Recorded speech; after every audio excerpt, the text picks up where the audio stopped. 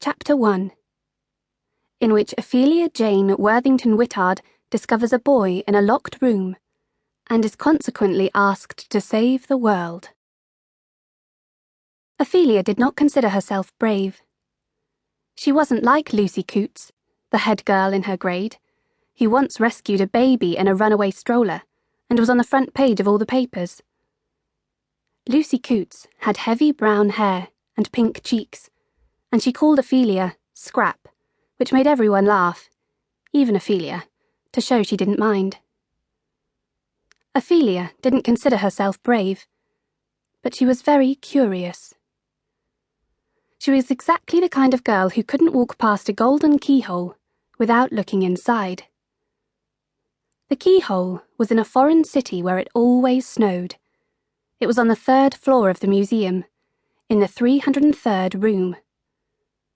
Ophelia wasn't at all sure how she got there, only that she let her feet take her wherever they wanted to go. Her father had taken a job at the museum. He had become, at the 11th hour, the curator of Battle, the greatest exhibition of swords in the history of the world. The previous curator had left without warning. In 3 days, Ophelia's father was to prepare hundreds of swords to be exhibited on Christmas Eve. He also hoped that a week in a foreign city would be just the medicine for his daughters. They could explore and ice skate while he worked, and they would have a white Christmas away from their home, which had grown so quiet. He was very busy, though, far too busy to spend much time with them. He told Ophelia she must stay close to her older sister, Alice. But Alice was not interested in seeing any of the attractions. She wanted to go nowhere and do nothing. She wanted to sit all day with her headphones, playing gloomy music and thinking gloomy thoughts. She'd been like that ever since their mother died, which was exactly 3 months, 7 days, and 9 hours ago. "I'll take you ice skating later," Alice said, but in a very half-hearted way. So, all morning, Ophelia had walked alone. She had been upstairs and down. She had climbed in and out of elevators that rattled and creaked between the floors. There were grand galleries filled with priceless treasures, and glittering halls filled with dazzling relics. There were precious paintings by the old masters, and glorious statues and huge urns, and the ceiling danced with painted angels. Ophelia tried, as hard as she could, to be interested in all these things. She leaned her head to one side and nodded approvingly. She looked up interesting facts in the rather useless guide. She tried to stifle all her yawns.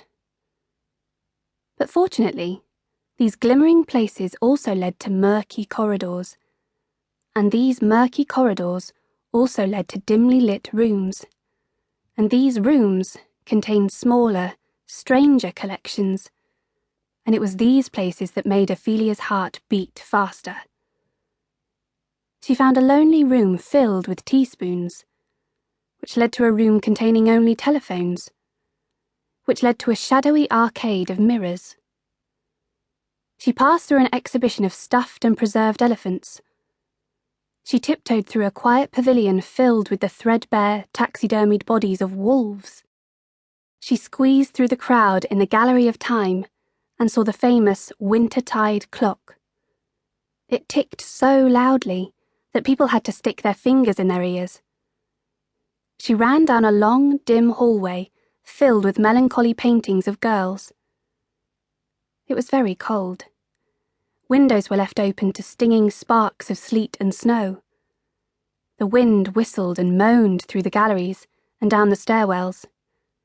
It made the cobwebs on the chandeliers dance. Even with a map, it was a very confusing place.